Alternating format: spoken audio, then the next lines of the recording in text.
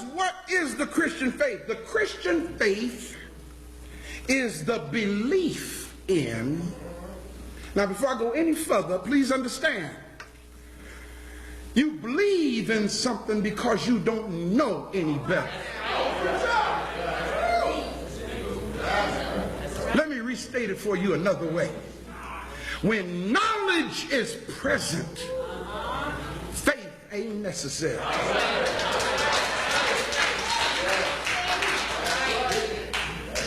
You don't need to believe that I'm holding a cloth in my hand. You know I'm holding a cloth in my hand. But now as deep as when I show you my hand and say, there's a cloth in my hand, just believe it. And you looking at my hand and you don't see no cloth, but yet you believe it anyway, and you're willing to die for the fact that I'm holding a cloth in my hand, and you're looking at it and it ain't there. All right now. Oh, that's where we were. Yes. The Christian faith is the belief in, check this out, a set of doctrines or teachings that were determined and decreed by bishops of the Roman Catholic Church. Not one of them was black. You need to understand this. They decreed these doctrines and teachings in a multiplicity of what is called ecumenical councils. In fact, y'all, there were 21 of them. Starting in the year 325 AD, the Council of Nicaea, under the rule of Emperor Constantine in the 4th century, and from 325 AD to the year 1962. A period of 1,637 years the Roman Catholic Church been meeting.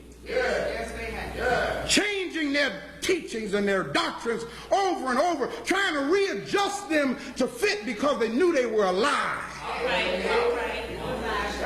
Look at the person next to you and say, the lie can't stand but for so long. Sooner or later, the truth is going to come out.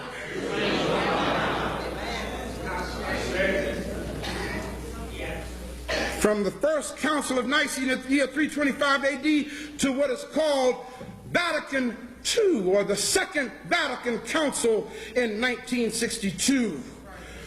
The Roman Catholic Church has been adjusting the doctrines that they made up. However, despite the hundreds of canonical declarations and doctrines established by the Roman Catholic Church. Now hear what I'm getting ready to tell you. However, despite all that, the Christian faith hangs by the thread of one pivotal point. And that is something called the resurrection of Jesus Christ. Later for all other doctrines that they made up. Later for baptism. Later for communion. Later for holy unction. Later for all that. There's this one doctrine that hangs by a thread. It's called the resurrection of a so-called Jesus Christ. How many of y'all got your Bibles? I want you to read something with me. Turn in your Bibles to 1 Corinthians, the 15th chapter and the 14th verse. 1 Corinthians, the 15th chapter and the 14th verse. One more time. 1 Corinthians, the 15th chapter and the 14th verse. If you have it, say Ashe. Somebody who reads nice and loud, who got a good loud voice. Oh, go ahead, Karen, since you're standing, go right ahead. What does it say? And if Christ be not risen, and if, big mistake already. And if Christ be not risen, what does it say? then is our preaching vain, Our preaching is in vain. And your faith is also vain. And your faith is also vain. That's all that verse says. What a thing to say if he did get up. If he had rose from the grave. Let's put it this way. If I knew that somebody rose from the grave, I wouldn't be saying if he didn't get up. I'd be saying he got up, believe it or not.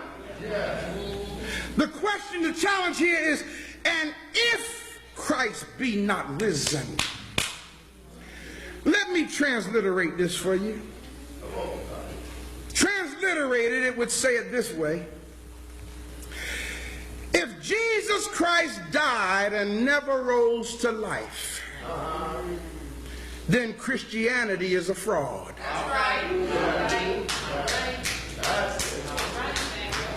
That's painful, isn't it? If he died and did not get up, Christianity is a fraud. You know why? Because the entire Christian faith hangs by that one string. That's what that verse says. If he did not get up from the dead, our preaching is in vain and your belief is in vain. Look at the person next to you and repeat after me and say, I know it's painful. And it's not nice to have to hurt you like this. But how in the world can somebody who never existed get up out the grave? I'm sorry, people. I don't mean to be insensitive. But I got to tell you like it is. We're talking about a story that was fabricated by white folk, by the Roman Catholic Church. Don't get angry with me because they lied to you.